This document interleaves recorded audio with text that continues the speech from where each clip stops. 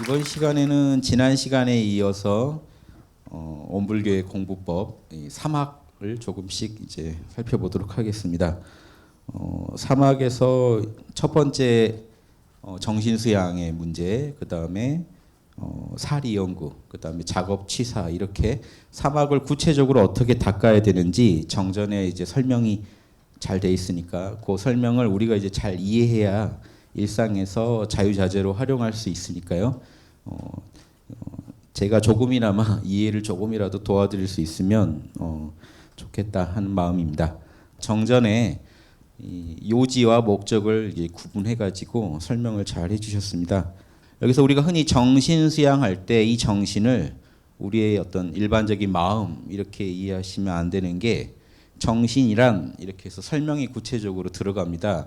여기서 말하는 정신이란 마음이 뚜렷하고 고요하여 분별성과 주착심이, 주착이라는 거는 머무를 주자에 집착할 착자니까 마음이 뭔가에 머물러 있고 뭔가를 붙잡고 있는 거죠. 그 마음이 없는 경지를 정신이라고 한다고 하셨기 때문에 저 때의 정신은요, 실제로 예전에 한문의 용례에서 이 정자는요, 쌀이 푸른 거죠. 쌀을 다 벗겨내서요, 껍질을 벗겨내서 하얗게 만든 겁니다. 깨끗해졌다고 해서 이게 그런 깨끗하다는 의미의 정자예요. 정밀하다, 정성스럽다, 잡념이 하나도 없고 마음이 순수한 상태, 그런 상태의 정신을 지금 얘기한다고 보시면 되겠습니다. 그래서 이때의 정신은 순수하고 맑고 깨끗해진, 즉 분별심이나 집착심이 다 떨어져 나간, 쌀에서 이런 잡스러운 부분이 다 불순물이 떨어져 나갔듯이 깨끗해진 정신, 이렇게 이해하시면 이 정신을 수양하겠다, 양성하겠다. 내 안에서 그런 정신이 항상 내 삶의 주체가 되게 양성하겠다, 이런 의미라고 보시면 되겠습니다. 그래서 이제 원문 그대로 읽어보는 거예요. 수양이라 하면 안으로 분별성과 주착심을 없이 하며, 즉 안으로 우리 내면에서 우리 마음은요, 자 여기에는 제가 이제 에고라고 표현하는 분별의 마음이죠. 분별심, 집착심, 그 경지가 있고 그 차원 너머에 우리 모든 분별 집착의 마음의 근원에는 인위적으로 분별 집착을 없앤 마음이 아니라 애초에 분별이나 집착이 붙을 수 없는 자리가 있죠. 일체 언어가 끊어지고 분별이 끊어진 자리. 이 자리에는 부처도 못 들어간다는 말을 합니다. 옛날 선사들이. 왜냐? 부처니 중생이니 하는 분별 또한 못 들어간다는 거예요. 여기 애초에 끊어진 자리라. 여기가 이제 공의 자리고 여기가 이론상의 자리죠. 저희가 이거를 제가 참나라고 부릅니다. 우리의 순수한 본래나, 그리고 에고, 우리 분별심으로서의 나, 개체적 자아죠. 에고의 특징은요, 나하고 남이 다릅니다. 여기서는 나랑 남이 찢어져 있어요. 나는 나지 남은 아니죠. 그런데 이 참나 차원에서는 나니 남이니 하는 구분이 있을 수가 없습니다. 그래서 이 불교 경전이나 보시다 보면은 평등하다 이런 말이 나올 때가 있는데요. 그런 현상계에서는요, 완벽한 평등이라는 건 불가능하죠. 나와 남이 찢어져 있는데요. 나와 남이 서로 배려하고 공감해주고 이해해주는 거지, 완벽한 평등이라는 말은요, 이 절대계에서만 씁니다. 여기선 나와 남이 없기 때문에. 그래서 이 자리를 여여하다, 똑같으려 이 현상계에서는 이게 불가능합니다. 생멸 유무가 계속 무상하게 변해가야 되는데 어떻게 여여할 수가 있습니까? 우리 참나의 영역, 절대계 영역에서만 가능한 얘기죠. 현상계 영역은 분명히 이론상의 작용이고 참나의 작용은 맞습니다만, 그 작용이 어떤 식으로 작용을 하느냐, 지난 시간에도 말씀드렸지만 분명히 이론상 안에 우리가 이렇게 이론상의 공만 하시면 안 되는 게 묘유가 있다. 분명히 이 안에 음양의 변화를 품고 있다. 그 원리를 품고 있다. 이 원리가 밖으로 드러나게 되면 현상계에서도 플러스는 성장하고 마이너스는 하강하는 현상계의 변화가 일어난다.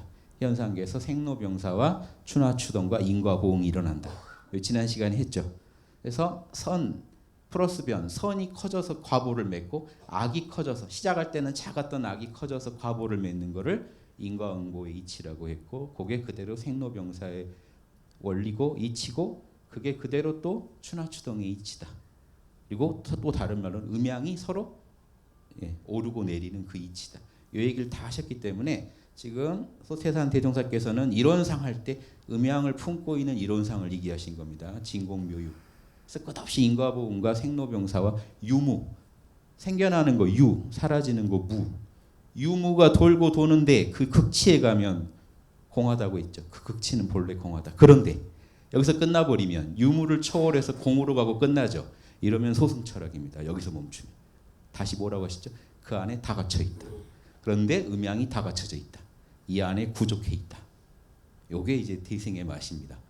대승의 극치의 가르침이세요. 그래서 제가 이제 또 한번 강조 드려봅니다만, 그럼 정신 수양이라고 할 때, 그럼 우리 내면에 우리 에고는요, 번뇌가 생각이 일어나고 사라지는 게 맛이거든요.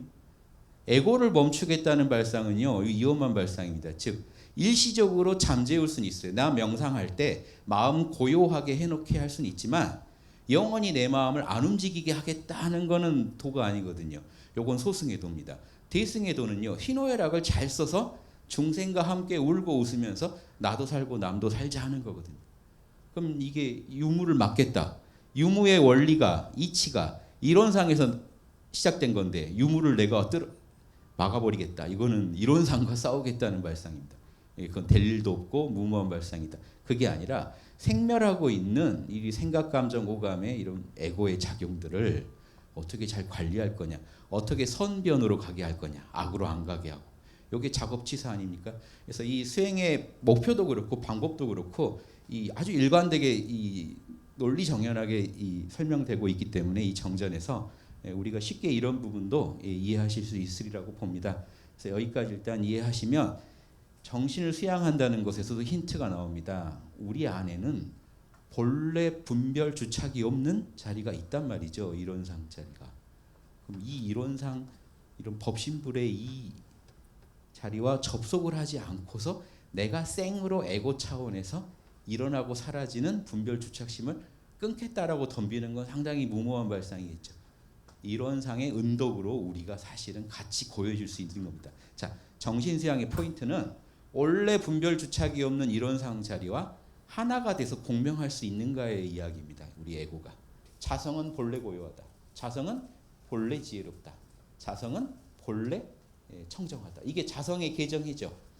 이 음양으로 얘기하면 어떻게 얘기할 수 있냐면요. 자성은 본래 지혜롭다. 자성은 본래 선정 상태다. 자성은 본래 계율을 지킨다.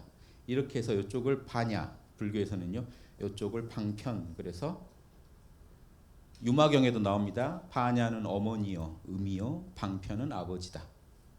티베트 불교에서도요. 남녀 부처를 만들어 놓죠. 그럼 여자 부처는요. 파냐를 상징해요. 파냐 어머니, 파냐 모, 방편 부 그럽니다. 방편 아버지. 우리가 보살되고 부처 되려면 이 아버지 어머니 잘 모셔야 된다. 이게 불경의 예전부터 내려오는 이론이에요.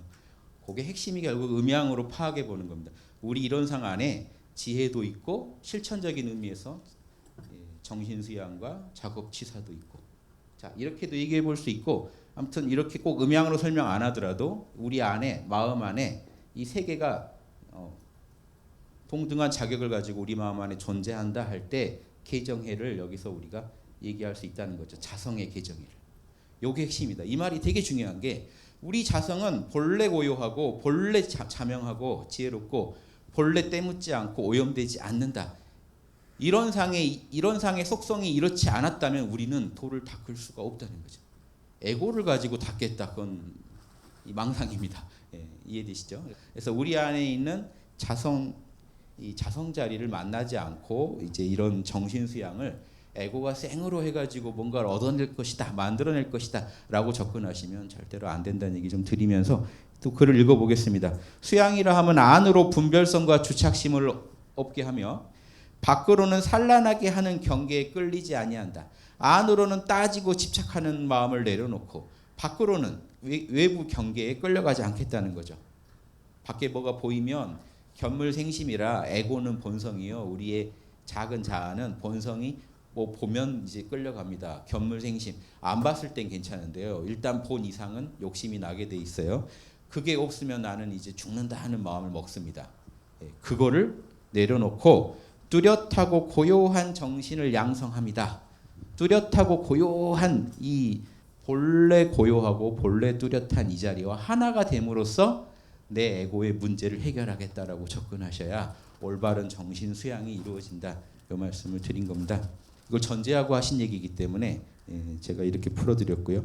그래서 이 에고도 같이 분별과 주착을 버리고 에고도 산란해지지 않고는 중요한데 에고 혼자서 그 작업을 한다는 건 아니다 하는 겁니다. 본래 고요한 밝은 순수 정신과 하나가 됨으로써 우리 에고도 같이 그렇게 되는 거예요. 그래서 정신 수양은 본래 고요하고 본래 알아차리고 있는 공적영지의 이론상과 하나가 되는 정도에 따라서 안으로 분별심, 주착심이 떨어지고 밖으로는 산란함이 잠잠해질 것이다. 이렇게 이해하시면서 정신을 수양해 가시면 좋겠습니다. 자, 정신 수양의 목적은 뭐냐? 유정물이 감정이 있는 물건이 이러면 지각이 있는 존재입니다. 지각이 있는 존재는 보통 동물 이상이에요. 유정물이 배우지 아니하되 근본적으로 알아지는 것과 하고자 하는 욕심이 있다. 갓 태어난 아이가 이미 알고 있죠. 젖을 먹어야 한다는 걸 알고 있습니다. 다른 사람 말고 엄마한테 의존해야 된다는 것도 알고 있어요. 이미 알고 있잖아요. 이미 하고 싶은 게 있잖아요. 동물도 그렇게 하는데 가장 신령한 최령한 사람이 보고 듣고 배우고 하여 아는 것과 정보를 알고요. 실제로 내가 뭔가를 마음을 내서 하고요. 하고자 하는 것이 다른 동물의 몇 배 이상이 되므로 이건 비교 불가할 정도로 차이가 나겠죠. 그 아는 것과 하고자 하는 것을 취하자면 욕심을 성취하겠다는 얘기입니다. 욕심을 지식욕도 욕심이에요. 지식욕도 성취하고 내가 뭔가 하고 싶은 욕심도 성취하고 그걸 하고자 하면 요걸 알아야 된다는 얘기죠. 예의염치를 알아야 됩니다. 제 발음이 잘 안 돼요. 전라도로 예의염치. 예의염치. 공정한 법칙은 생각할 여유가 없이 이거 생각해야 된다는 얘기죠. 저거 안 따지면 큰일 난다는 겁니다. 자, 동물보다 몇 배 위험한 존재라는 거예요. 신령하다는 얘기는요. 반대로 말하면 위험한 존재입니다. 동물은 아무리 해코지를 하고 싶어도 지구에 더 큰 해코지를 하기 힘든데 인간은요. 지구도 날려버릴 수 있거든요. 뛰어나서. 실제로요. 자연계가 동물한테는요. 우리 핸드폰으로 치면 예전에 피처폰이 있죠. 스마트폰 말고 그 전 폰처럼 필요한 기능 딱 세팅해서 물건을 내요. 그래서 뇌가 최소화되어 있습니다. 왜냐 뇌가 에너지를 제일 많이 잡아먹거든요. 인체에서. 그러니까 동물들이 다 뇌가 발달돼 있으면 지구가 그걸 못 받쳐줘요. 그러니까 지구 이 천지은이라는 게요. 그것까지 다 감안해서 서로 동포가 돼서 살게 하려고 뇌까지도요. 자연이 다 알맞게 해놨습니다. 용량 맞게 해놨어요. 너는 딱 요만큼만 하고 가. 더 많이 뭐 먹지도 말고 요만큼 먹어. 인간한테요. 뇌를 큰 걸 줬습니다. 그리고 30년은 배워야 되게 해놨어요. 다른 동물은요. 30년 못 배웁니다. 금방 태어나서 금방 배워서 금방 쓰게 해놨어요. 한 30년 고민해서 어플 깐 겁니다. 나 어떻게 살까 하고. 그거 깔고 정하고 하는데 한참 걸려요. 그때 에너지 소모 엄청 하게 돼 있어요. 자, 자연이 엄청난 특혜를 준 겁니다. 인간한테. 이 부분을 정확히 얘기하고 계신 겁니다. 지금 차이가 이렇게 나는데 그런데 인간하고 지금 동물 차이가 그 정도 이 특혜만 줬냐 책임도 줬다는 거죠. 특혜를 줬으면 이 우주 입장에서는 함부로 그걸 쓰면 큰일 나잖아요. 이제 일반 핸드폰이 아니라 이제 인터넷도 되고 별짓도 할 수 있는데 그거만큼 너도 책임을 져라 하는 그게 예의 염치고 정의입니다. 공정한 정의를 따라줘야 돼요. 예의 염치니 공정한 법칙이니 하는 거는 한마디로 하면 정의예요. 정의를 따르고 불의를 하지 말아야 돼요. 즉 정의는 뭐냐? 논어에서 딱 시원하게 얘기합니다. 내가 당해서 싫은 거 남한테 하지 마라. 이게 전 세계에서 정의라고 여기는 겁니다. 왜냐하면 서양 철학자들도 그거를 정의라고 봤어요. 즉 내가 당해서 싫은 거, 내가 하면 안 되는 거 있죠. 남한테 하면 안 되는 거. 내가 상대방이라면 원치 않을 거, 그거 하는 거를 불이라고 합니다. 그거를 지켜주는 걸 정의라고 합니다. 그럼 사랑은 뭐냐? 사랑은 내가 상대방이라면 원할 걸 해주는 걸 사랑 그럽니다. 미묘하게 동전의 앞뒤 같은데 구분을 해요. 즉 내가 상대방이나 원치 않을 걸 만약에 해버렸다면 어떻게 되죠? 바로 비난이 날아와요. 즉 어기면 바로 비난이 날아오는 게 정이고요. 영양껏 하면 할수록 좋은 게 사랑입니다. 그러니까 인간 어떻게 살면 될까요? 모든 철학자들이 이거 다 정의 내렸어요. 예전에. 사람은 영양이 되는 한 사랑을 실천하고 정의는 반드시 지켜야 한다. 요 느낌 잘 오시죠? 요런 느낌. 요게 대종경에 없을까요? 있어요. 사람은 내가 감당 못할 건 남도 감당 못하는 법이니 하면 안 된다. 내가 감당할 수 있는 거를 남한테 해라. 요 말 안에 사랑과 정의가 다 들어있습니다. 이 이상의 도덕은 필요 없어요. 인간한테. 동물하고도 같이 잘 지낼 수 있어요. 그것만 시켜주면. 밥 먹을 때 괜히 발로 안 차주는 게 동물과 인간 간에 서로 이거는 법전에 써있지 않더라도 지켜야 돼요. 이걸 그래서 자연법이라고 하는 겁니다. 영원한 자연에 우주에 이미 새겨져 있는 법. 자 벌써 동포운 나왔죠. 법률은 나왔죠. 천지은 나왔죠. 뭐 부모는 당연히 그 안에 또 있는. 그래서 우리가 살아간다는 게 지금 이렇게 도덕으로 굴러가게 돼 있다는 거예요. 그게 음양의 법칙으로 참나 안에 우리 이론상 안에 딱 새겨져 있다는 거예요. 요거 지키고 살면 한국인이 이걸 지켜주면요. 전 세계에서 한국으로 도덕 배우러 옵니다. 문제는 이런 좋은 가르침이 경전에 있는데 우리가 얼마나 수용하느냐. 그래서 그 첫 번째 수용하려는 노력이 정신 수양입니다.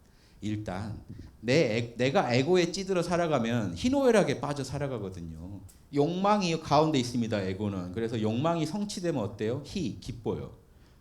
더 많이 성취되면 즐거워요. 성취가 이제 안 되는 방향으로 갑니다. 성취가 좌절되면 어떻게 될까요? 분노해요. 더 가면 슬퍼져요. 스트레스, 우울증에 빠집니다. 잘 되면 오버하고. 그래서 이 에고가 문제가 뭐냐면 진급이 힘든 이유가 잘 되면 더 잘해야 되잖아요. 잘 되면 오버하고 떨어지면 좌절합니다. 도인은 어떨까요? 도인은 이런 음양이 없을까요? 아니에요. 음양이 똑같이 있어요. 도인은 잘 될 때 오버 안 하고 떨어질 때 좌절 안 해요. 금방 다시 재기의 발판을 마련하는데 이런 상자를 모르면 이 상황 안에서만 빠져버리니까 이 상황에서만 돌고 도니까 난리 납니다. 잘 되면 하늘이 나만 이뻐하는구나 했다가 이제 좌절되면 하늘이 나만 미워하는구나 했다가 혼자서 이제 소설을 쓰세요. 비운의 주인공이 됐다가 갑자기 드라마의 또 행운의 주인공이 됐다가 정신 수양이 된 분은 순경에 갖다 놔도 오버를 안 하죠. 역경에 갖다 놔도 금방 활로를 찾아내요. 이게 제일 기적이고 신통인데 사람들이 신기한 거 말하죠. 그래서 서태산 대종사께서 이제 대각하시고 도를 펴실 때도 뭔 신통 내놓으려나 하고 마을 사람들이 모여서 봤잖아요. 신통 뭐라도 날려보내고 막 이래야 되는데 이런 도덕 얘기를 하시니까 다 실망하잖아요. 이 에고를 잠재우고 에고가 참나에 몰입하게 만들어 주려면 정신 수양이 아니고는 안 된다. 그래서 우리가 뭔가를 알고 하고 하는 그 욕심을 다 성취하자면 이론상의 진리인 예의 염치와 공정한 법칙, 즉 정의를 생각해야 되는데 그거 생각 안 하고 자기에게 있는 권리와 기능과 무력을 다하여 자기 욕심만 채우는데 온 힘을 기울인다, 몰입한다. 이게 실정이다. 예의 염치를 우리가 그냥 흔히 하는데 이게 예전에 관자에 나온 말인데 예절, 정의, 청렴할 염, 부끄러울 치. 이게 부끄러울 치자가 되게 중요합니다. 이제 염치를 같이 붙여서 많이 쓰는데요. 뭘 의미하죠? 부끄러운 일을 했으면 부끄러운 줄 아는 게 염치예요. 그래서 염치가 없다는 건요. 정말 정의를 어기는 사람의 특징입니다. 부끄러운 줄을 몰라요. 잘못을 해놓고. 남한테 피해를 주고 미안해하질 않아요. 이게 염치가 없다는 거예요. 그럼 당연히 예절도 없고 정의도 없겠죠. 저게 그래서 하나로 돌아갑니다. 자, 요거 제가 시간이 허락하는 한 샅샅이 한번 구절구절 살펴볼게요. 요 안에 담긴 행간에 담긴 뜻들이 너무 깊은 뜻들이 많이 있어서 살펴보겠습니다. 결국 가패 신망, 패가 망신이죠. 패가 망신해서 집안은 망하고 몸뚱이도 망하고 해서 하며 번민과 망상과 분심, 막 애끓는 마음이죠. 타는 그 번뇌로 인해서 초려도 그렇죠. 예, 분한 마음과 초려, 애타는 그런 고민들, 화기가 불이로 치솟아서 타는 것 같아요. 그래서 자포자기의 염세증도 나며 이제 좌절하는 거죠. 좌절하면서 염세하다가 갑자기 칼 들고 뛰쳐나가며 묻지마 살인을 저지릅니다. 자기만 죽는 게 아니에요. 이제 문제가 여성분들은 보통 자책을 하고 이제 자살을 많이 하신대요. 이제 저런 심각한 상황에 가면 남성분들이 무서운 게 뛰쳐나가요. 힘이 있으니까. 이게 아까 그겁니다. 자기가 가진 무력이니 기능이니 뭐 이걸 최대한 쓰고 싶어해요. 그래서 성향이 다른 거예요. 사실은 이번에도 지금 남성 혐오, 여성 혐오 말 많죠. 제가 봐서는 그게 그렇게 남녀가 싸울 일이 아니에요. 그러면 소시오패스들만 재미 봐요. 본질은 소시오패스가 문제입니다. 예의 염치 없는 사람들이. 그 사람들이 여성이면 여성으로서 뭔가 자신이 잘하는 거, 언어폭력으로 뭔가 큰 능력을 부리고, 남성 같으면 내가 힘이 더 세구나 하는 무력으로, 육체적인 힘으로 또 남을 괴롭히는 거죠. 아무튼 남 괴롭히는 그런 소시오패스들, 자기 욕심 충족을 위해서 예의 염치 떼버린 사람들, 그 사람들이 우리의 주적인데, 그리고 교화시켜야 할 대상인데 남녀가 싸우고 있더라고요. 지금 보니까 이게 그게 아니라 소시오패스가 남성의 모습을 할 때는 또 이런 짓을 저지르고 여성의 모습으로 나타날 때는 또 이렇다. 이걸 냉정하게 꿰뚫어 보는 게 사리 연구에 맞다고 보는데, 아무튼 또 이런 것도 잠깐 우리가 뭔가 매몰되면요, 남성 전체를 또 아니면 여성 전체를 이렇게 또 그 분별심과 주착심이 그렇게 또 보게 만드는 것 같아요. 그래서 이것도 이제 요즘 얘기입니다만은, 예, 다 적용되는 얘기니까 말씀드려봤습니다. 그래서 이게 염세증 나가지고 신경쇠약도 하고 이제 정신병이 걸리는 거죠. 예, 실진자, 아주 그 진실한 어떤 그런 상태를 잃어버린 존재가 되고, 극도에 들어간 자살도 하고, 지금 여기 안 나오지만 묻지마 살인까지 보셔야 돼요. 안으로 자기를 죽이면 밖으로 남을 죽입니다. 그런 거로 천지만엽으로 천 개의 가지, 만 가지 잎사귀로 막 뻗어나가는 이 욕심을 제거하고 온전한 정신을 얻어 자주력을 양성하기 위해서 또렷한 마음, 내 안에 있는 본래 고요하고 본래 청정하고 본래 지혜로운 마음이 지금 내 마음 안에서 뚜렷하게 태양처럼 비춰주고 있어야 돼요. 요 태양이 떴냐 안 떴냐지 에고가 고요하냐 아니냐로 시비 붙이시면 안 돼요. 이 태양이 뜨면 에고는 알아서 고요해집니다. 즉 여러분, 에고가 이론상이 태양이고 에고가 사람이라고 치죠. 지구라고 치죠. 태양빛 안 받으면 어떨까요? 추워요. 죽어요. 근데 그 상태에서 아무리 내가 잘해보자 해도요, 태양빛이 비치기 전엔 답이 안 나옵니다. 태양빛이 딱 비치면 그냥 녹습니다. 이해되시죠? 그래서 혼자 추위에 떠시면서 왜 내 마음은 욕심이 이렇게 다스려지지 않을까 그러시면 안 돼요. 여러분 안에 그 모든 은혜의 뿌리인 이론상과 하나가 되지 못하고 공명하지 못하는 한에는 추위와 그 외로움이 사라지지 않습니다. 허무함. 이 변두리를 우주의 변두리를 혼자 돌고 있습니다. 그러다가 어느 변두리에 계셔도 상관없어요. 기뻐 죽겠든 즐거워 죽겠든 분노해서 죽겠든 슬퍼 죽겠든 여러분 그 자리에서 단박에 끊어버리세요. 돈공. 단박에 일체가 공하다. 그래서 제가 도와드리는 방법이 몰라요. 모르겠다고 해버리실 때 그게 수신결에 나오는 방법이에요. 제가 만든 게 아닙니다. 수신결에 뭐라고 나오냐면 단지 불에면 다만 단자. 이게 정신수양의 핵심입니다. 다만 알아라. 불회. 예. 불회는 모른다예요. 이해가 안 된다예요. 난 모른다 하는 것만 알면 즉 시 견성이다. 이게 그대로 본성 본 거다. 수신결에 나온 얘기입니다. 경전에 있는 얘기죠. 불조요경에. 즉 에고가 손에 쥐고 있는 것에 대해서 몰라 하고 놔버리는 순간 여러분은 의도하지 않아도 이론상자리와 접속할 수밖에, 이론상자리와 하나가 될 수밖에 없습니다. 왜냐? 왜 지금 하나가 못 되고 계실까요?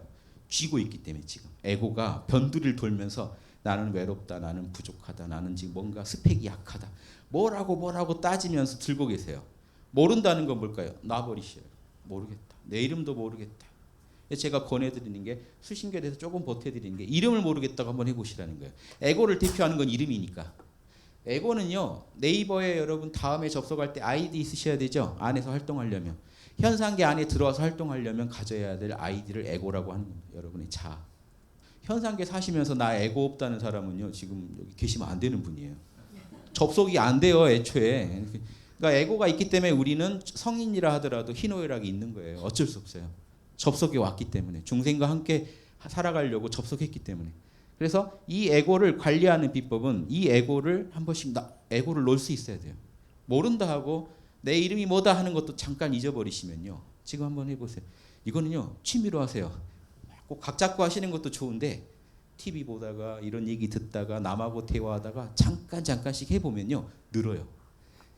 낮에요, 잠깐 찔러보다가 밤에 앉은 분이 더 잘하지. 낮에 완전히 정신 놓고 살다 밤에 갑자기 앉아서 하려면요, 안 됩니다. 그 일이라는 게 그렇게 안 되게 돼 있어요.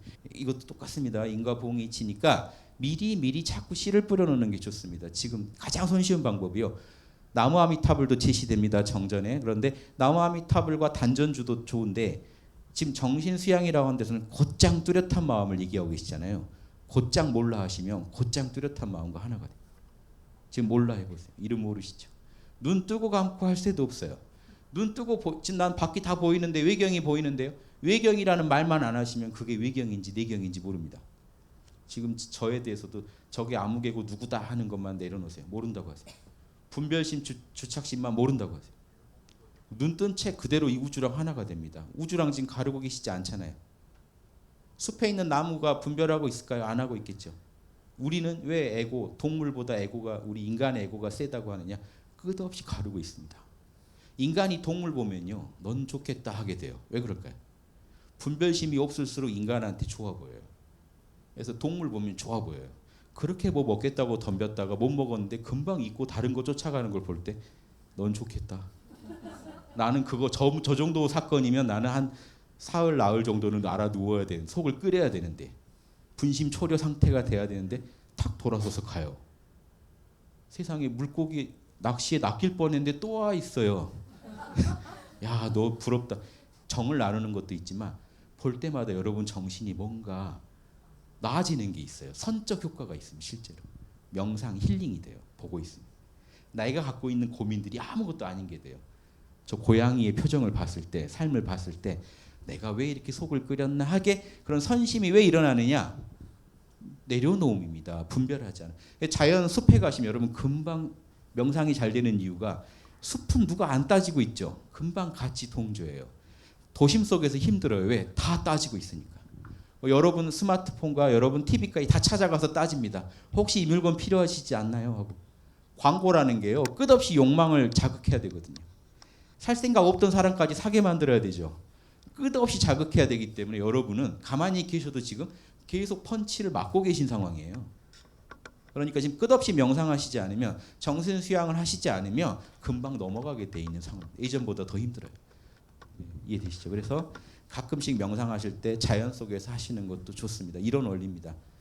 거기에 뭐가 있는 건 아니지만 여러분 마음이 분별심을 내려오는데 조금이라도 도와주면 그게 좋은 거지, 실상은 이론상과 하나됨에서 결판납니다. 그래서 사실은 도심 속에 남과 시끄럽게 따지는 중에도 명상법만 정확히 익히시면 여기서 더 큰 도를 닦을 수도 있다는 거예요. 즉 자연 속에 들어가야만 명상이 되면 사람들하고 못 사는 거 아닙니까? 근데 보살이 사람을 멀리하면 보살이 아니잖아요. 그럼 사람 속에서 지금 나한테 시비 거는 사람과 함께하면서 도 닦는 비결이 안 나오면 보살도 하는데 제약이 있습니다. 현상계를 낙원으로 못 만들어요.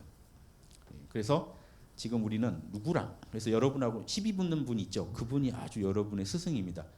그때 정신수양 되는지 확인해 보셔야 돼요. 그때 뚜렷한 마음이 유지되는지. 비결은요, 나무아미타불이건 단전주건 몰라를 자꾸 하셔서 내려놓는 겁니다. 내려놓고 나시면 여러분이, 이 세계는요 여러분이 만드는 세계가 아니에요. 에고가 힘을 빼면 그냥 여러분 안에서 여러분의 존재감이 커져요. 지금 보세요. 모른다고 해보세요. 분별하지 않습니다. 모릅니다. 존재만 합니다. 뭘 하지 않았는데 존재한다는 것만으로 만족이 와요. 그게 지금 이론상자리와 하나가 되고 있다는 증거입니다. 이론상자리의 특징은 부족한 게 없습니다. 이론상과 하나가 되신 분의 마음은 존재함으로 이미 만족합니다. 이론상으로부터 멀리 온 분은요, 뭔가 있어야 만족합니다. 뭔가 욕망이 충족돼야 만족합니다. 그래서 정신수양이라는 것은 이렇게 폐가망신하고 하는 이 모든 것을 극복하기 위해서 욕심에 끌려가는 삶이거든요. 이렇게 욕심에 끌려가다 보면 내 생명, 남의 생명까지 해치게 되는 그 지경에 이르기에 온전한 정신을 얻는다는 것은 고요하고 알아차리는 공저경지의 마음을 여러분이 마음 안에서 온전히 그걸 수용한다는 얘기죠. 그렇게 하기 위해서 그걸 얻어야만 자주력이 생깁니다. 그래야 여러분이 인생의 주인공이지, 견물생심이라고 뭐 물건만 보여주면 다 끌려가는 상태에서 주인공이라고 할 수가 없어요. 지금 물건이 안 보이니까 지금 이렇게 여유로우신 거죠. 가시다가 백화점 한 번만 들려보시면 이제 오늘 밤 집에 가면 또 이제 그 물건이 들어오기 전에는 이제 매수 중에 들어오기 전에 못 산다 하는 마음이 됩니다. 욕망 욕자가요, 계곡곡자입니다. 계곡이 확 파였다는 겁니다. 이쪽은 하품 흠자입니다. 입에 이렇게 구덩이가 파였다는 얘기입니다. 사람 입을 그리는 거거든요. 욕망은 원래 여러분 마음은 평지였어요. 평지였는데 물건을 본 뒤로 고립해입니다. 여기를 오늘 밤 안에 빨리 메우셔야 돼요. 안 그러면 도파민이 나와요 이때. 그래서 도파민이 이걸 빨리 안 메우면 넌 죽을 수도 있다라고 계속 협박을 합니다. 자, 아무 일 없었어요. 술 좋아하는 분이 술 생각을 잠깐 했어요. 마음 상태가 어떻게 됐을까요? 평지에서 구덩이가 패였습니다. 자, 여기 빨리 메꾸지 않으면 나는 오늘 죽을 수도 있어요. 빨리 가서 술을 먹어야 끝나요. 홈쇼핑에서 그걸 이용하죠. 마감 임박. 이번이 마지막 찬스. 이런 구성은 다시는 없다. 막 이런 말에 여러분 마음은 이제 구덩이가 점점 깊어집니다. 구덩이만 깊게 하면 돼요. 그럼 여러분이 알아서 채우려고 덤비십니다. 이제 잠 못 주무세요. 파인 상태에서. 저 욕심을 제거하자는 겁니다. 정신 수양으로. 요거 되냐 안 되냐는 아주 실전적인 문제예요. 지금 그래서 여러분 일부러 제일 욕심나는 물건을 눈앞에 두고 보고 해보세요.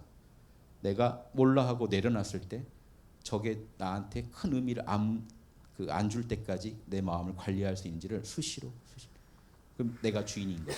그게 안 되면 저쪽이 주인인 겁니다. 그래서 결과물이 우리가 정신수양 공부를 오래 계속하면 어떻게 되느냐. 정신이 쇠와 돌같이 철석같이 견고해져서 천만경계, 좋은 경계건 욕망을 충족시키면 순경이라고 하죠.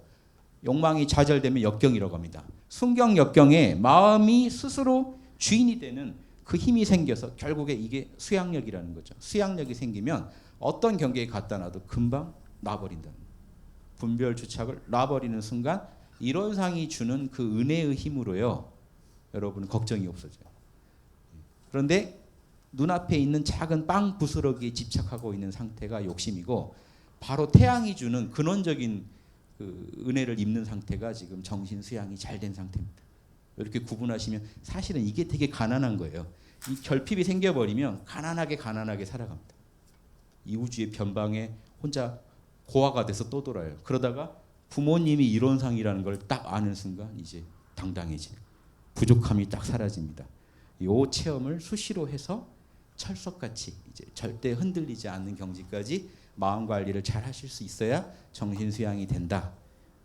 이건 정말 잘 써놓으셨죠? 이게 다 돼 있잖아요. 이게 그 지금 100년 전부터 연구돼서 나온 건데 지금 이 시대 사람들한테 꼭 필요한 내용 아닙니까? 그래서 지금 이걸 실제로 익히신 분들이 또 남들한테 잘 지도해 주시면 정신 안 챙기니까 지금 이런 살인 사건, 묻지마 사건 이런 게 더 안 그래도 지금 황폐화된 인간의 마음을 이런 사건들이 계속해서 더 이제 몰고 가는 것 같아요. 그래서 지금 나 혼자 여기서 도덕 지킬 때가 아니다 하는 위기감을 줍니다. 내 욕심 내가 챙겨야겠다. 각자 도생이다. 각자 자기 욕심 챙기면서 살아보자. 이렇게 도덕 떼고 덤비면 더 무서워지죠. 사실은 더 악수를 계속 두게 됩니다. 이때 도인이라면 정신 딱 지키고 있다가 오버하지 않고 인간의 추악한 모습을 봐도 좌절하지 않고 또 나한테 행운이 오더라도 오버하지 않고 공정하게 모두가 살 수 있는 수를 놓으실 텐데 그래서 제일 첫 번째로는 정신수양이 사막 중에 지금 설명됐다고 봅니다. 제가 예전에 고등학교 가가지고 몰라 가르쳐줬어요. 몰라. 자, 수능이 떨어졌다 어떻게? 몰라. 소리 지르게 막 했어요. 몰라.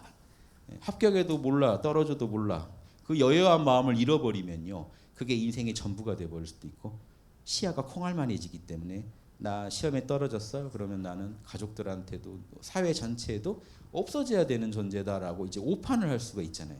그래서 아까 말씀드린 폐가망신과 자살로 끝나는 이런 일들이 일어날 수 있기 때문에 정신수양을 통해서 늘 마음을 넓혀놓는 고요하게 해놓고 밝게 해놓는 그 작업이 중요한 것 같습니다. 그래서 일단 운전을 잘하려면 먼저 운전자가 깨어 있어야 된다. 정신수양입니다. 그런데 이제 운전자는 너무 깨어 있는데 길을 모르겠어요. 운전을. 내비가 고장났어요. 못 갑니다. 자, 내비를 정확히 켜는 방법이 사리 연구입니다. 현상, 사는 현상이에요. 사는 현상이고 리는 원리인데 현상 속에서 정확한 원리를 읽어내는 거. 그래서 이 현상을 그 원리를 가지고 해석할 수 있고 풀이할 수 있어야 그 다음 어떤 일을 작업치사의 어떤 일을 지을 때 하나씩 일을 지을 때 정확한 판단을 하겠죠. 즉 운전을 정확하게 하겠죠. 그래서 이 사리 연구가 중요하다. 여기는 이제 개정해 중에서 지혜에 해당되죠. 자, 사는 인간의 12이해를 이름이다. 옳고 그르고 이롭고 해롭다. 이걸 막연히 이해하시면 안 되고요. 시비는 시는 선입니다. 비는 악이고요. 이는요 선을 해서 은혜를 내가 지은 거고요. 해는요 사람들한테 피해 준 겁니다. 우리가 산다는 거는 지금 둘 중에 하나라는 거예요. 진리를 정확하게 옳다고 판단하거나 아니라고 정확히 판단하거나 아니면 우리가 또 선을 하거나 악을 하거나. 그래서 시비는요, 선을 선으로 아는 게 선이 시고 악이 비라. 우리가 산다는 거는 선을 짓거나 악을 짓거나 하기 때문에 이 부분이 중요하죠. 맞거나 틀리거나죠. 여러분 판단은. 그리고 여러분이 실제로 지은 짓은 이롭거나 해롭거나 합니다. 여러분 이롭거나 해롭. 누구한테 나와 남 모두에게 이로움을 줬거나 손해를 줬거나. 움직이면 이게 일어나요. 그래서 사입니다. 사의 대표로 설명을 정말 잘 해놓으신 거예요. 사. 여러분이 짓는 일은 사건은 저거라는 거예요. 지금 여러분 여기 앉아 계시죠? 이것만으로 여러분 또 문제가 생깁니다. 시일 수도 있고 비일 수도 있어요. 지금 여기 앉아 계신 게 옳을까요? 그를까요? 누군가 가족이 지금 원망하고 있을 수도 있죠. 밥은 안 해놓고 나는 무시하고 가족은 무시하고 저기 누구만 따라가 다닌다. 누구 강의만 들으러 가신다. 자, 이게 손해일 수도 있죠. 모두에게 해를 끼친 걸 수도 있고 그게 결과적으로 은혜가 될 수도 있고 이거는 모르는 겁니다만 지금 시시각각 12이해가 펼쳐지고 있다는 겁니다. 내 한 생각, 한 말, 한 행동에서 펼쳐집니다. 이론상의 뜻에 안 맞는 판단일 수도 있고 맞는 판단일 수도 있고. 자, 우리가 짓는 일입니다. 그래서 이런 짓을 우리는 하고 산다. 그런데 원리가 있다. 그렇게 현상계에서 이렇게 이원적인 선과 악이 자꾸 갈리는 그 원리가 있다. 원리는 뭐냐? 천조의 자연 그대로의 우주의 대소유무 이론상자리에서 나오는 천조라는 것은 인간이 만든 게 아니라는 겁니다. 무의이화라고 하죠. 우주의 본연의 프로그램이라는 거예요. 우주 본연의 자연 그대로의 프로그램이 뭐냐면 대소유무인데 보십시오. 이론상이 대예요. 우주의 본체로서. 이론상만 우주에 있다면 대니 손이 말할 필요가 없죠. 이론상 자리 안에서는 대소도 없습니다만 이론상에서 현상계가 펼쳐지면 이론상을 대라고 하고 현상계를 소라고 합니다. 형형색색 찢어진 물건들. 유무는요. 생겨나는 건 양쪽인 거는 유, 사라지는 거, 소멸하는 건 무입니다. 유무가 끝없이 돌고 돌아요. 그 극치는 공해요. 진공에서 나온 거고 진공이면 못 나오죠. 진공만 있다면 묘유. 우주의 음양의 원리가 꽉 차 있으니까 갖춰져 있으니까 거기서 유무의 변화가 일어나죠. 사리 연구라는 거는 우리가 일상에서 선악 옳고 그름 따지고 이롭게 했네 해를 입혔네 따지는 그 현상의 배후에 옳은 게 왜 옳은 거고 왜 손해가 되는지에 대한 원리가 없이 그게 일어나겠냐는 거죠. 그래서 사물만 보지 말고 거죽이죠. 사는 내면의 원리를 봐야 된다는 거예요. 원리, 공식을 봐야 된다. 공식이 어떻게 생겼죠? 음양일 뿐이에요. 음양. 이 음양의 공식이 있으니까 현상계에서 생로병사가 펼쳐지고 만물이 태어나고 자라서 한참 자라죠. 발산하죠. 쪼그라들기 시작합니다. 이제 여름을 지나면 가을을 향해 쪼그라들었다 겨울은 완전히 사라져요. 움직임이. 그랬다가 다시 명년에 다시 태어나듯이 이게 일종의 윤회입니다. 윤회도 이 공식으로 굴러가요. 생, 장, 수, 거둘쑥, 장, 갈물이 됐다가 다음 생에 또 태어납니다. 이 한 사이클의 그 정보를 갖고 태어납니다. 그래서 마지막 갈무리는 정보로 해요. 겨울은 정보만 있어요. 씨앗된 정보만 있습니다. 봄에는 싹이 나요. 다시 태어나요. 밖으로. 이해되죠? 이 사이클을 계속 도는 게 주역이 그래서 사실은 주역은 윤회론에 기반하고 있어요. 원래 윤회란 말을 대놓고 안 해서 그렇지. 왜냐 주역 개사전에 보면 이게 끝없이 돌고 돈다는 이걸 알면은 주역 궤에 돌아가는 걸 알면 귀신이니 세어나고 죽음이니 귀신 사생을 다 알 수 있다고 주역 개사전에 써 있거든요. 근데 나중에 주자 때 와서 불교랑 대항하면서 성리학을 정립하다 보니까 윤회설을 공격했어요. 반대했어요. 그래서 뭔가 치우친 유교가 나온 겁니다. 조선시대 유교에 치우친 부분이 하나 있다면 윤회론에 대한 거부예요. 그런데 재미있는 거는 우리나라 선비들은 그러면 거부했느냐? 아니에요. 다 받아들여요. 밖으로 논문을 발표할 때만 안 씁니다. 시에다가 그걸 써요. 그래서 율곡 선생이 내 전생이 김시습이다 이런 거 시에는 다 써놨어요. 재밌죠. 김시습 선생 그 이름을 지어준 양반이요. 강릉에서 지은 집이 오죽헌이에요. 거기 태어난 양반이 율곡이고. 그러니까 율곡이나 김시습 선생이나 다 유교 선비면서도 이런 유불선에 밝은 분들이거든요. 그러니까 동질감을 느꼈을 수도 있지만 내 전생이 김시습이다 이런 시가 아예 있습니다. 그래서 그러니까 이게 딱 단면만 보고 말할 수는 없지만 유교나 지금 불교나 회통에서 이 돌고 도는 이치에 대해서는 이견이 없다. 저는 그 말씀 드리고 싶고요. 요 진리를 100년 전에 또 밝혀주셨다. 서태산 대종사께서 이게 우주의 진리의 본판이다 하고 내놓으신 게 결국 대소유무라 하면요, 좀 이겁니다. 절대계에서 현상계가 나와서 굴러가는데 절대계 안에 구족해 있는 이미 갖춰져 있는 원리, 음양의 승강의 원리대로 현상계도 돌고 돈다. 인과 보응도 그 안에서 싹이 자라고 또 이쪽 음의 싹이 자라서 결과를 맺고 양의 싹이 자라서 결과를 맺는 이런 부분에서 인과 보응까지도 정확하게 이미 그 원리가 갖춰져 있다. 이론상 안에 그 얘기를 드리고요. 자, 대는 우주 만유의 본체고 소는 제가 설명드린 거죠. 만상이 형형색색으로 구별되어 있는 세계가 작다고 하는 거다. 쪼개져 있으니까 작다고 합니다. 예전에 노자는 대를 뭐라고 했냐면 노자 책 보시면요. 대에 해당되는 걸 통나무라고 그래요. 통나무. 소는 뭐라고 하냐면 쪼개진 그릇들. 도인은 통나무여야 한다. 이게 노자의 주장입니다. 진짜 대도는 통나무다. 현상계에 들어오면 쪼개져서 동그란 그릇, 네모난 그릇, 세모난 그릇, 형형색색 쪼개진다. 가공되기 전에 원목 있죠. 원통나무 그 자체를 도라고 불러요. 노자에서. 똑같은 얘기입니다. 유무는 천지의 추나추동 사시순환이다. 여기 다 나왔죠. 도는 이 작용. 그리고 바람 불고 구름, 비 이렇게 그죠? 이슬, 서리, 눈 이런 것들이 일어나고 펼쳐지는 추나추동에서 이런 것들이 계속 펼쳐지면서 추나추동이 돌아가죠. 만물의 생로병사도 유무 생겨났다 사라지고 흥망성쇠의 변화하는 모습을 말하고 이렇게 해서 이 연구라는 거는 사와 리를 다 연마해서 궁구함을 말합니다. 그래서 결론은요. 선악 판단이 안 되면 사리 연구를 해도 어떻게 할 수가 없습니다. 이해되시죠? 결국 선악 판단이 안 되면 비를 자꾸 택할 거 아닙니까? 시가 아니라. 이해 중에서 은혜를 베풀어야 되는데 해로움을 주는 쪽을 택할 거 아닙니까? 사리 연구의 핵심은요. 선악 판단입니다. 그래야 작업치사에서 실제로 선은 하고 악은 안 할 수가 있는데 사리 연구를 했는데 선악 판단이 안 됐다. 그럼 작업치사는 할 수가 없죠. 선이 뭔지를 모르는데 어떻게 합니까? 이게 정인지 불인지를 모르는데 어떻게 합니까? 그래서 사리 연구에서 지금 대소유무를 안다는 거는 이론상 자리에서부터 대부터 연구해서 이론상에서의 이 음양의 원리가 밖으로 표현돼서 지금 이런 식으로 펼쳐져서 악이 되기도 하고 선이 되기도 하고. 자, 음양 자체는 선악은 꼭 아닙니다. 음양은 다 우주에 필요한 도리인데 음과 양을 가지고 얘기할 때 양은 선, 음은 악으로 또 설명할 수 있어요. 실제로 대종경에 보면 그렇게 설명하십니다.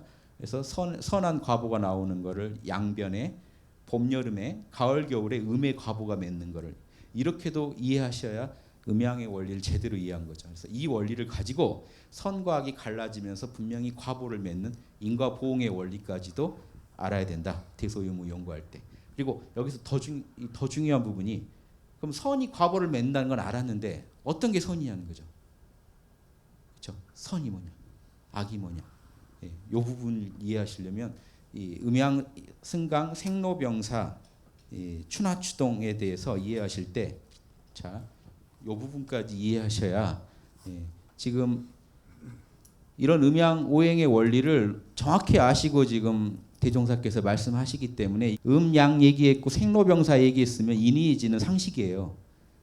이해되시죠? 그 당시에는 생장수장이니 추나추동이라는 건 그대로 인의지예요. 그래서 인의지를 모르고 추나추동만 지금 이해하신다는 거 말이 안 된다는 거예요. 그래서 제가 설명을 해드린 게 봄은 춘이죠. 양이 지금 뻗어나가고 있죠. 양이 한참 뻗어나갔죠. 여름입니다. 쪼그라들죠. 가을입니다. 아주 쪼그라들면 겨울이 돼요. 겨울에는 씨앗만 있죠. 그 씨앗 상태에서는 정보만 있죠. 어떤 밖으로 나타나는 행동이 없습니다. 여름에는요. 그 씨앗 속에 있던 게 밖으로 표현되죠. 봄에는요. 만물이 무럭무럭 자라는 온화한 기운이 천지에 꽉 차죠. 가을에는요. 쭉정이는 쳐버리는 숙살기가 행행합니다. 그러니까 봄은 사랑, 가을은 정의. 잘못된 거, 불의를 배격하는 거는 정의, 금기운. 만물을 다 아껴주고 나처럼 생각해주는 거는 목기운, 사랑. 정보 판단은 수기운, 지혜. 예절 표현, 밖으로 남과 조화를 이루는 실제적인 행동은 표현은 불기운, 예절. 이게 기본입니다. 저게 맞으면 선이에요. 저거 어긋나면 악이에요. 자연과 어긋난 짓이에요. 즉, 자, 오늘 제가 자녀한테 한마디를 하려고 그래요. 저게 맞아야 돼요. 봄 기운, 추나추동이 다 있어야 돼요. 저기서 공식을 어기면 지금 악이 돼 버립니다. 어떤 게 선이냐? 자녀한테 한마디 하고 싶을 때 봄 기운, 목 기운을 써서 지금 자녀 심정을 내 심정처럼 이해해야 돼요. 지금 자녀는 어떤 마음일까? 목 기운을 쓴 겁니다. 금 기운을 써야 돼요. 그 다음에 내가 자녀라면 이건 진짜 싫겠다 하는 건 안 해야겠다고 정확히 배격을 해야 돼요. 그 다음 예, 불기운. 그러면 내 판단을 밖으로 표현할 때 자녀한테 표현할 때 어떤 식으로 표현해야 무례하지 않을까를 생각해요. 마지막 지.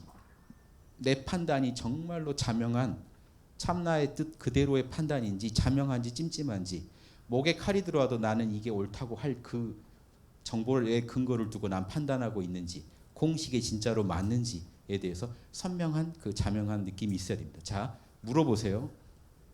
내가 지금 갖고 있는 정보, 내가 자녀한테 뭐라고 지금 하려고 하는데 그때의 그 가치 판단은 자명한 건지 찜찜한 건지, 지금 내가 자녀의 입장을 내 입장처럼 배려했는지 못했는지, 내가 자녀라면 내 언행을 보고 무례하다고 할지 예절에 맞다고 할지, 그리고 나는 지금 자녀한테 부당한 피해를 정의를 어기면서 하는 불의를 뭔가 짓는지 안 짓는지, 이 판단이 다 맞을 때 선입니다. 추나추동이 다 맞아야 돼요. 요거까지 내재돼 있다고 보셔야 맞습니다. 이게 추나추동에 맞게 산다는 게요, 무의의 프로그램, 우주 이론상에 이미 내재되어 있는 무의의 프로그램을 우리가 따를 때 선 그럽니다. 그걸 어길 때 악 그래요. 뭐로 어기죠? 분별심과 주착심, 무지와 아집 때문에 어기게 돼요.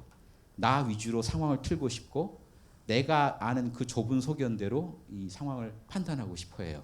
근데 그 결과가 항상 마이너스, 이 자연의 질서에 어긋나면 어떻게 될까요? 악의 요소가 커져갑니다. 이제 여러분 감당하셔야 돼요. 이 이치 때문에 자, 자녀 방에 딱 들어가요. 문 열고 나는 너에게 과일을 주러 왔다. 이제 무례하게 굽니다. 너 내가 이렇게 큰 은혜를 베풀었으니까 너 내 말 잘 듣고 공부 더 잘해. 그럼 자녀 입장에서는 과일은 데리고 안 들어오시는 게 나를 도와주는. 자, 자녀 입장을 배려하지 않은 사랑이 빠져버린 상대방 입장이 사실 자녀가 뭘 원하는지 따져보지도 않았어요. 내 기분이에요. 내가 이러면 되게 행복할 것 같다는 거죠. 내 입장에서. 자녀한테 확 사랑을 베풀 때 자녀가 확 도망갈 수도 있습니다. 그 사랑 받고 싶지 않다 할 수도 있어요. 근데 어떻게 그래 하고 못 받아들이세요. 자, 문제는 이겁니다. 못 받아들여요. 우리는. 지금 내 분별 주착심에 빠져 있기 때문에 남의 사정이 안 보여요. 남의 사정을 보는 게 사랑입니다. 남한테 피해 안 주는 게 정입니다. 즉 대종경에 나오죠. 내가 상대방이라면 감당할 만한 거면 해주고 사랑, 감당 못할 건 안 해줘야 돼요. 정의. 그럴 때 이걸 사랑 정의 판단이 정확하면요, 예절에 안 맞게 할까요? 당연히 예절에 맞게 겸손하게 표현을 하겠죠. 그리고 이 모든 판단에 있어서 자명하겠죠. 나는 옳은 일을 한다는 확신이 있겠죠. 이렇게 판단할 때만 시가 되고 이가 되지, 이 판단이 조금이라도 미숙하면요, 선악을 판단할 때 미스가 나면 지금 여러분이 어긋난 거는 여러분은 몰라도요, 그럼 지금 누군가한테 피해를 줬잖아요. 자녀 마음을 확 뒤집어놨죠. 그 과보가 커집니다. 잘하고 있어요. 처음에는 뒷담화로 가다가 점점점 여러분한테 큰 어떤 뭔가 충격을 주기를 바라게 됩니다. 그렇죠? 이게 하늘이 보응을 주기 전에 인간이 이미 움직여요. 이게 문제입니다. 근데 만약에 이니 이제 맞게 싹을 하나 뿌려놨다. 그럼 그게 자랍니다. 은혜로 자라가지고 나중에 좋은 공덕으로 익어갑니다. 이게 이제 음양의 이치를 연구한 보람이고 대소유무 원리를 연구한 보람이지, 요걸 빼고 우리가 선악 판단을 못하는 사리 연구로는 현상만 설명할 수밖에 없는, 뭔가 문제는 있는 것 같은데 정확한 원인 진단이 안 되는. 그래서 원인과 이 현상, 사와 리를 함께 연구해가지고 정확하게 선악 판단이 떨어져야 됩니다. 그래서 세상은 왜 사리 연구를 하느냐, 목적이 이 세상은 대소유무의 이치로 건설되고 12이해의 일로 운전해 가니, 실제 운전해 가다 보면 그 차선을 어길 수도 있고 제대로 갈 수도 있고, 즉 선을 할 수도 있고 악을 할 수도 있고. 그런데 원리는 뭐냐? 대소유무의 원리대로 내가 돌아간다. 그러니 세상이 넓은 만큼 이치의 종류도 수가 없고 헤아릴 수가 없고, 인간이 많은 만큼 일의 종류도 한이 없나니 12이해가요, 간단하게 말하면 12이해고 더 줄이면 선악이죠. 선악이요 만들어내는 그 조합이라는 거는요, 인간이 있는 곳에 수없이 다양한 그 변종으로 존재하지 않을까요? 다양한 조합으로. 그러나 우리에게 우연히 돌아오는 고락이다. 우리가 지어서 받는 고락은 각자의 육군을 운용하여 일을 짓는 결과니 결국 나한테 닥친 어떤 고락은 내가 원인이 돼서 나한테 닥친 거니 인과 보응의 이치대로 온 거니까 예. 대소유무의 이치와 12이의 일이 간단하지만 적용하면요 현상의 모든 것을 다 풀 수 있다는 얘기를 하신 겁니다. 그리고 지금 내 문제를 가지고 보면 예, 나한테 닥친 고락은 분명히 그 12이해는 원인이 있어서 일어난 거니까 우리가 일의 12이해를 모르고 자행자지 멋대로 행동한다는 멋대로 행동하면 찰나찰나로 육군으로 우리가 짓는 동작하는 바가 모두 마이너스의 씨앗이 돼가지고 나중에 그게 커져서 죄고가 돼가지고 나한테 닥칠 거니까 고해가 끝이 없을 것이다. 아주 과학적인 말씀이죠. 음양의 이치를 알고 나면 이걸 선악으로 얘기하면 악의 씨를 하나 뿌려놓으면 요놈이 자라서 나중에 나한테 닥치는데 닥칠 때는 우리는 짜증낸단 말이에요. 이게 왜 왔냐고. 근데 내가 무럭무럭 그 병을 키워온 거 모른다는 거예요. 병이랑 같죠. 몸에서 작은 원 이상이 났을 때 우리는 이제 병을 키우잖아요. 그래서 많이 키워서 병원에 가잖아요. 그래서 의사들이 이제 보고 놀래고 이 지경까지 뭘 하셨습니까? 그래서 우리가 나쁜 업을 끝없이 배양하고 있는 삶을 살고 있을 수 있다는 겁니다. 사리 연구를 해가 보인다는 거예요. 아, 내가 지금 한참 마이너스로 지금 정규 궤도에서 벗어나서 운전을 한참 잘못된 길로 달려가고 있었네를 내비를 보면 알죠. 빨리 돌아오는 게 맞죠. 내비가 켜져 있는 분은 걱정이 없습니다. 가다가 잘못 가도 돌아올 테니까. 근데 내비가 먹통이면 어떻게 되죠? 선악 판단이 안 되면 이제 모릅니다. 어디까지 갈지 모르고 간다. 여기까지 일단 하고 예, 나머지는 다음 시간에 하도록 하겠습니다. 예.